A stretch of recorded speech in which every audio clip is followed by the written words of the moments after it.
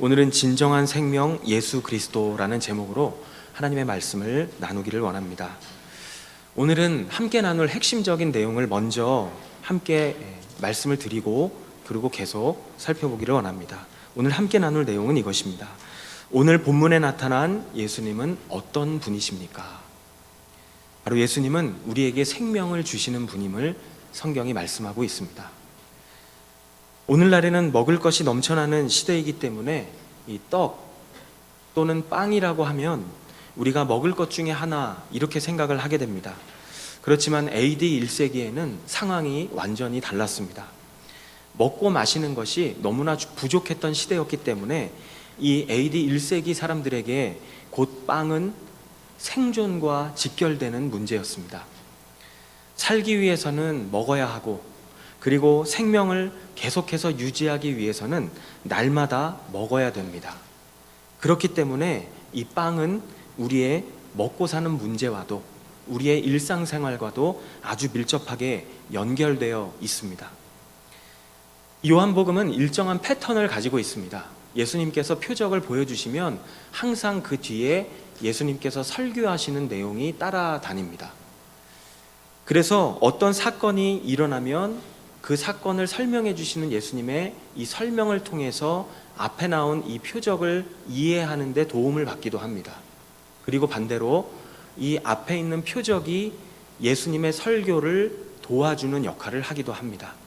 이렇게 서로 도와주는 그런 패턴으로 기록이 되어 있습니다. 오늘 본문의 오병이어 사건도 마찬가지입니다. 우리가 읽지는 않았지만 이 오병이어의 기적이 끝나고 난 다음에 예수님께서 설교하시는 그런 내용들이 뒷부분에 나옵니다. 예수님께서 이 설교 부분에서 이렇게 말씀하신 장면이 나옵니다. 요한복음 6장 35절 같이 읽겠습니다. 그러자 예수께서 그들에게 말씀하셨습니다. 내가 바로 생명의 빵이다. 내게 오는 사람은 결코 배고프지 않고 나를 믿는 사람은 결코 목마르지 않을 것이다. 예수님께서 오병이어의 기적을 일으키신 다음에 말씀하신 내용입니다. 이 빵을 사람들에게 나누어 주신 후에 말씀하시는 것이죠. 내가 바로 생명의 빵이다. 너희들의 생명을 유지시켜주는 영원한 생명을 주는 그 생명의 빵이 바로 나다. 이렇게 이야기를 하고 계시는 것입니다. 이것의 참된 의미를 더 알기 위해서 우리는 본문의 배경을 보면 더 잘 이해할 수가 있습니다. 요한복음 6장 4절 같이 읽겠습니다. 그때는 유대 사람의 명절인 유월절이 가까운 때였습니다. 유월절이 가까웠을 때 예수님께서 이 빵에 대한 이야기를 하십니다. 사실 유대인들의 머릿속에는 바로 떠오르는 음식이 있죠. 그게 만나입니다. 하나님께서 하늘에서 내려주신 만나. 자신들의 선조들은 그 만나로 생명을 유지했기 때문입니다. 그런데 예수님께서 유월절이 다가오는 그 시점에 다시 한번 말씀하고 계시는 것이죠. 유월절이 어떤 명절일까요? 구약시대에 모세가 이스라엘 백성들과 함께 이집트에서 탈출하기 바로 전날, 그 전날 밤에 하나님께서 이집트에 10가지 재앙을 내리시게 되죠. 그 전부터 10가지 재앙을 내리시게 되는데 마지막 10번째 재앙이 바로 이집트를 탈출하기 바로 전날 밤에 이루어지게 됩니다. 그때 그 재앙이 어떤 것이었는가 하면 그 나라에 그 땅에 있는 모든 사람의 첫 아들 또는 짐승의 첫 새끼 이것은 다 죽게 된다는 그런 재앙이었습니다. 이것을 그냥 쉽게 넘기면 이 재앙을 당할 것이라고 이야기를 합니다. 이 재앙을 넘길 수 있는 방법은 한 가지입니다. 하나님께서 모세에게 알려주신 방법은 바로 어린 양을 죽여서 그 어린 양의 피를 이 문지방에 문의 테두리에 바르면 하나님의 그 죽음을 실행하는 그런 그렇죠. 그 죽음의 천사들이라고 할 수 있겠죠. 그 하나님의 죽음이 피해가게 될 것이다. 이렇게 이야기를 합니다. 말 그대로 어린 양을 잡아서 피를 문설주에 발랐던 사람들은 죽음을 넘기게 됐습니다. 살게 되었습니다. 바로 이렇게 재앙이 지나간 것을 기념하는 명절이 바로 유월절입니다. 이집트를 탈출한 이스라엘 백성들은 매년 이날을 명절로 정해서 지키게 됩니다. 이 유월절은 또한 이집트에서 이스라엘 백성들이 노예 생활에서 완전히 벗어나서 이제는 자유인으로서 새 출발하는 그러한 날을 의미하기도 합니다. 그렇기 때문에 굉장히 중요한 명절이라고 할 수가 있습니다. 어린 양의 죽음과 그 피로 인해서 자신들이 죽지 않고 구원을 받았기 때문에 이 절기가 지금 예수님이 제자들과 함께 지금 오병이어의 사건을 벌이고 계시는 이 현장의 시기가 바로 유월절임을 우리가 생각해 보게 됩니다. 예수님은 지금 이 배경 속에서 자신이 생명의 빵이라고 말씀하시면서 유월절의 어린 양처럼 이 제자들과 그 사람들을 살리기 위해서 십자가에서 죽으실 것을 말씀하고 있는 것입니다. 이 사실을 알고 있었던 침례 요한은 예수님을 만났을 때 일찍이 이런 이야기를 합니다. 요한복음 1장 29절 같이 읽겠습니다.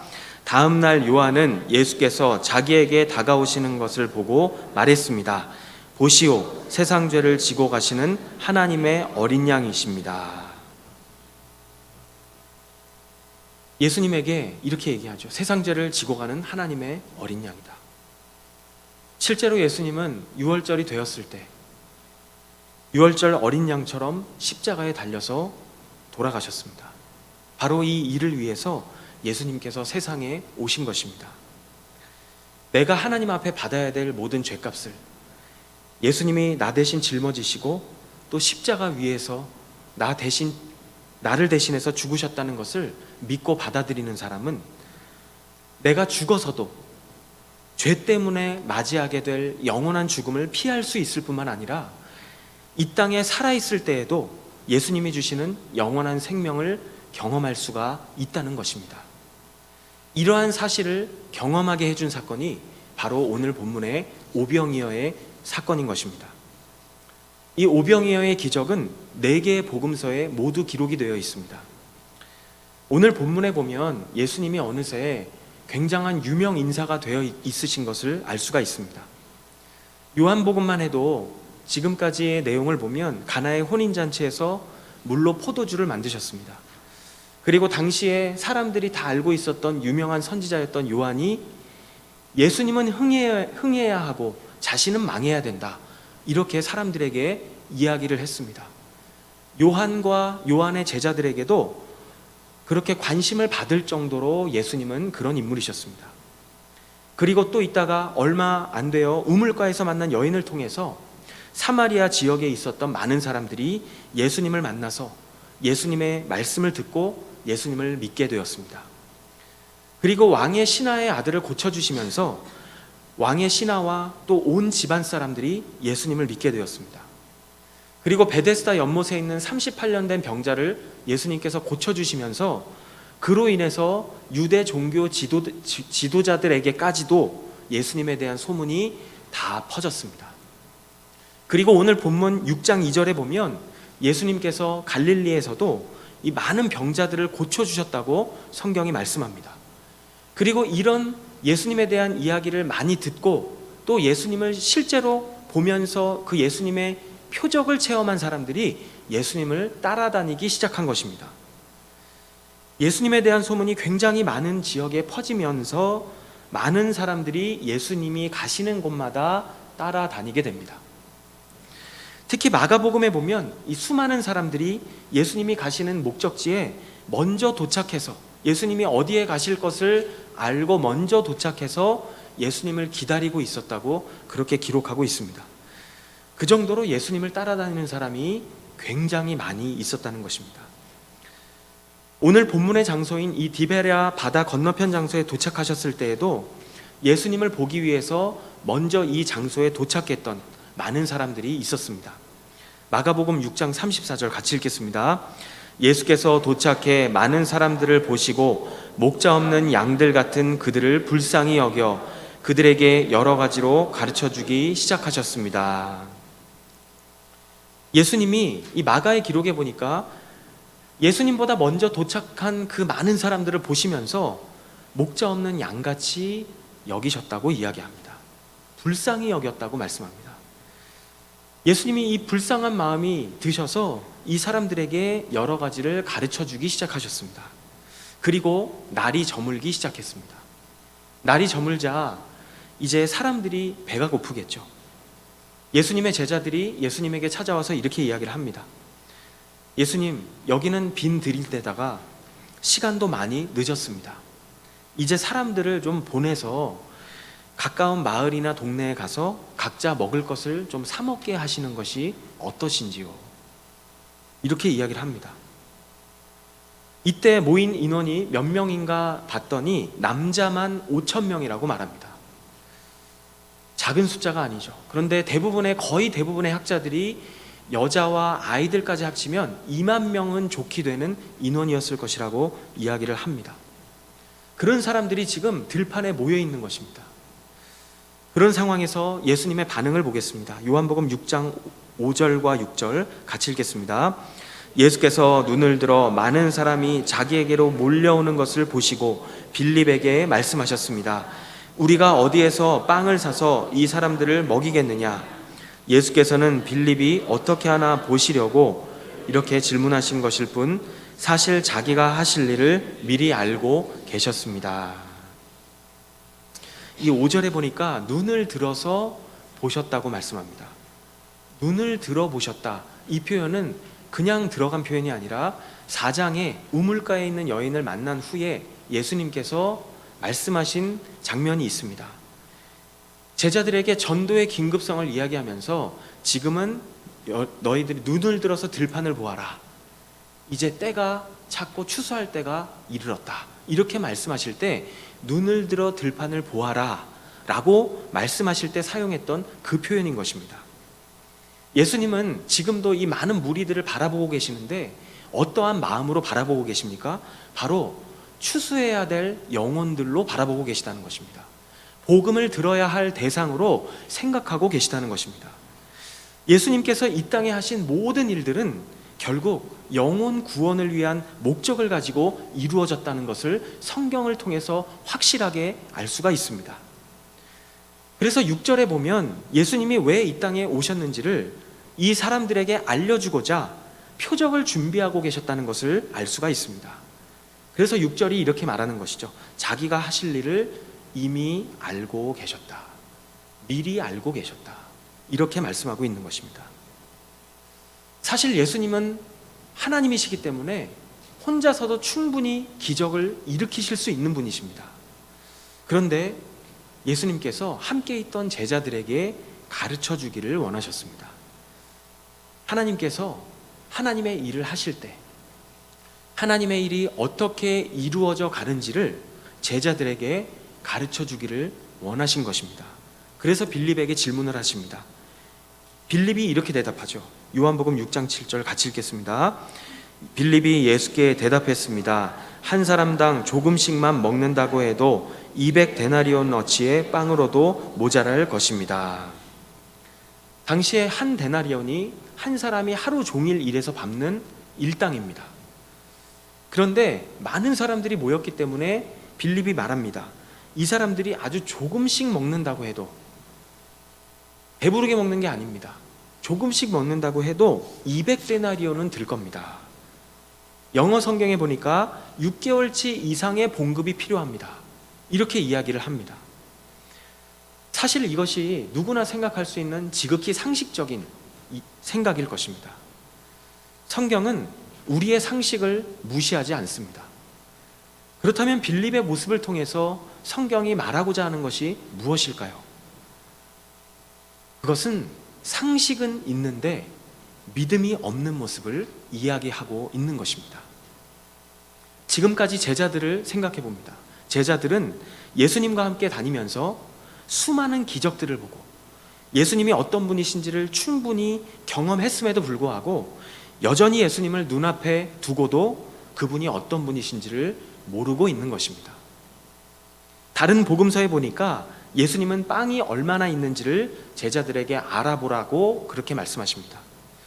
그러자 오늘 본문에서 안드레가 이렇게 말합니다. 요한복음 6장 9절입니다. 여기 한 소년이 보리빵 5개와 물고기 2마리를 가지고 있습니다. 그러나 이렇게 많은 사람들에게 그렇게 얼마나 소용이 있겠습니까? 안드레가 빵을 구해 오긴 했는데 이게 얼마나 소용이 있을까요? 지금 예수님에게 이렇게 이야기하는 것입니다. 그런데 예수님께서 어떤 반응을 보이십니까? 제자들에게 사람들을 앉히라고 이야기합니다. 그리고 11절에서 이렇게 말씀하십니다. 요한복음 6장 11절 같이 읽겠습니다. 예수께서는 빵을 들고 감사 기도를 드리신 후 앉아있는 사람들에게 원하는 만큼씩 나누어 주셨습니다. 물고기를 가지고도 똑같이 하셨습니다. 보리떡 5개와 물고기 2마리를 받으시고 감사 기도를 하나님 앞에 드리십니다. 그리고 나서 사람들에게 나누어 주기 시작했습니다. 그런데 이 구절에 보니까 얼만큼 이것이 나누어지는가 하면 사람들이 원하는 만큼 먹을 수 있을 정도로 그렇게 공급이 되는 것을 확인할 수가 있습니다. 아주 풍성하게 나누어 주실 수 있었다고 말씀합니다. 예수님께서 제자들에게 무엇을 가르쳐주고 싶었을까요? 눈앞의 문제에 비하면 턱없이 아무것도 아닌 것 같은 이 보리빵 5개 그리고 물고기 2마리도 예수님의 손에 붙들렸을 때 이것이 하나님의 일을 이루기 위한 도구로 충분히 사용될 수 있다는 것을 제자들에게 말씀하고 있는 것입니다. 예수님은 하나님이시기 때문에 하실 수 있다는 것입니다. 여기서 꼭 확인하고 넘어가야 할 것이 있습니다. 그렇다면 하나님의 일이 무엇인가 하는 것입니다. 오늘 오병이어의 기적 이후에 예수님의 설교 부분에 보면 하나님의 일에 대한 내용이 나옵니다. 6장 28절과 29절 같이 읽겠습니다. 그러자 그들이 예수께 물었습니다. 우리가 어떻게 하면 하나님의 일을 하겠습니까? 예수께서 대답하셨습니다. 하나님의 일이란 바로 하나님께서 보내신 일을 믿는 것이다.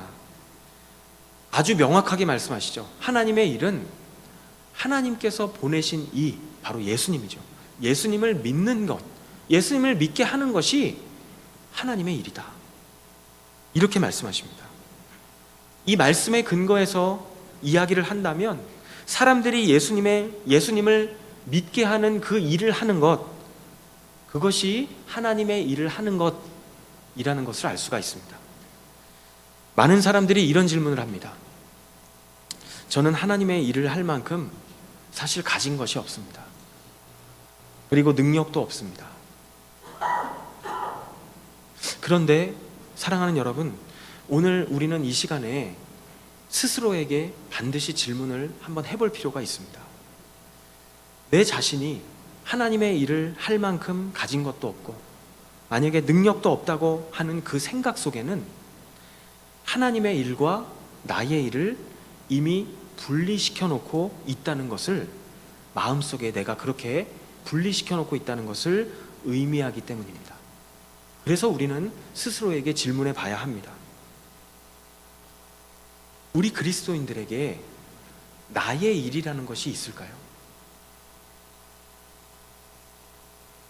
그렇다면 나의 일은, 이 나의 일이라고 하는 이 나의 일은 하나님과 상관없이 해도 되는 그런 일이라는 뜻인가요?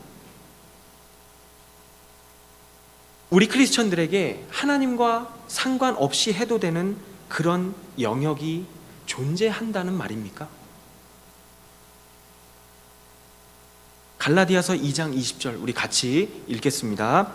나는 그리스도와 함께 십자가에 못 박혔습니다. 그러므로 이제 더 이상 내가 사는 것이 아니라 내 안에 그리스도께서 사시는 것입니다. 지금 내가 육체 안에 사는 것은 나를 사랑하셔서 나를 위해 자신의 몸을 내주신 하나님의 아들을 믿는 믿음으로 사는 것입니다. 예수를 믿는다는 것은 내가 중심이 되어 살아가는 삶을 말하는 것이 아닙니다. 바로 예수 그리스도, 주님이 내 삶의 중심이 되어 살아가는 삶을 말씀하고 있는 것입니다. 그래서 사도 바울은 이렇게 고백합니다. 고린도전서 10장 31절부터 11장 1절까지 같이 읽겠습니다. 그러나 여러분은 먹든지 마시든지 무엇을 행하든지 모든 것을 하나님의 영광을 위해 하십시오. 여러분은 유대 사람에게든지 그리스 사람에게든지 하나님의 교회든지 걸려 넘어지게 하는 사람이 되지 마십시오. 계속 읽겠습니다. 나도 모든 일에 모두를 기쁘게 하며 자신의 유익을 구하지 않고 많은 사람의 유익을 구합니다. 이는 그들이 구원을 받게 하려는 것입니다. 내가 그리스도를 본받는 것처럼 여러분은 나를 본받는 사람들이 되십시오. 이렇게 말씀합니다. 먹든지 마시든지 무엇을 하든지 다 하나님의 영광을 위하여 하라. 결국 예수님을 믿고 산다는 것은 주님이 중심이 되는 삶을 살겠다고 결단하는 것입니다. 그리고 예수님을 영접한다고 하는 것은 하나님 앞에서 내 한계를 인정하고 그리고 주님 앞에 내 자신을 항복하겠다는 것을 의미하는 것입니다. 그리고 내가 하는 이 모든 일들이 이제부터는 하나님의 일을 위해서 존재한다는 것을 인정하는 것입니다. 사도 바울은 이러한 우리의 삶이 삶의 모습으로 어떻게 나타나야 하는지를 이렇게 설명하고 있습니다. 로마서 12장 1절과 2절 같이 읽겠습니다. 그러므로 형제들이여 내가 하나님의 자비하심으로 여러분에게 권합니다. 여러분의 몸을 하나님께서 기뻐하시는 거룩한 산 제물로 드리십시오. 이것이 여러분이 드릴 영적 예배입니다. 여러분은 이 세대를 본받지 말고 오직 마음을 새롭게 함으로 변화를 받아 하나님의 선하시고 기뻐하시고 온전하신 뜻이 무엇인지 분별하도록 하십시오. 주님이 중심이 되는 삶은 삶의 예배로 나타나야 하는데 바로 이 삶의 예배는 2절의 말씀처럼 내가 세상 속에 있다 할지라도 이 세상 속에서도 이 세대를 본받지 않는 것입니다. 세상 속에 있다 할지라도 하나님의 뜻이 무엇인지를 분별하면서 살아가는 것입니다. 이것이 영적 예배라고 성경은 우리에게 말씀합니다. 이러한 영적 예배자들에게는 주님을 중심으로 모시고 살아가는 사람들에게는 내 일과 주님의 일이 따로 구분되어 있지 않습니다. 내가 하는 모든 일이 다 주님의 일인 것입니다. 크리스천이라고 하는 많은 사람들이 자신의 일과 하나님의 일을 여전히 구분하며 살아가는 시대에 우리는 살고 있습니다. 그리고 대부분 어떻게 합니까? 자신의 일과 하나님의 일이 나눠져 있다고 생각을 하고 자신의 일을 할 때 자기 중심적으로 자기 스타일대로 합니다. 그러다가 이따금씩 주님을 자기 일에 끌어들여서 주님 저를 축복해 주세요 하고 말합니다. 그런데 이러한 모습은 주님이 중심이 된 사람의 모습이 아닙니다. 왜 그렇습니까? 이미 주님이 중심이 되어 있는 사람은 이미 자기 삶을 주님께 바쳤기 때문입니다. 주님, 이제 내 삶은 내 것이 아닙니다. 주님께 내 삶의 모든 것을 맡깁니다. 우리가 주님께 내 모든 삶을 맡긴다고 해서 기본적인 상식까지 버린다는 것 뜻은 아닙니다. 주님을 중심으로 모시는 그런 사람의 삶도 여전히 재정도 지혜롭게 관리해야 합니다. 인간관계도 지혜롭게 잘 해야 합니다. 우리가 상식선에서 할 수 있는 것은 다 해야 하는 것입니다. 그렇다면 질문하게 되죠. 도대체 무엇이 달라야 한다는 말입니까? 무엇이 달라야 할까요? 내 변화된 중심을 세상의 한복판에서도 주님께 그대로 보여드려야 되는 것입니다. 그리고 세상이 나를 압박해 올 때에도 분명하게 믿음을 지키는 그러한 모습이 있어야 하는 것입니다. 그것이 주님이 중심이 되는 사람의 삶의 모습인 것입니다. 오늘날 세상의 분위기는 어떻습니까? 주님을 인정하지 않습니다. 주님을 인정하는 사람, 그런 사람들을 조롱합니다. 주님을 인정하지 않는 사람과 주님을 인정하지 않는 환경 속에서, 그런 문화 속에서 내 생명이 오직 주님의 것이라고 선포하는 것, 그리고 세상의 악한 문화에 물들지 않겠다고 선포하면서 그 자리에 서서 주님의 사람으로 믿음을 지키는 것, 그것이 바로 영적인 예배인 줄로 믿습니다. 그것이 성경이 우리에게 말씀하고 있는 영적인 예배인 것입니다.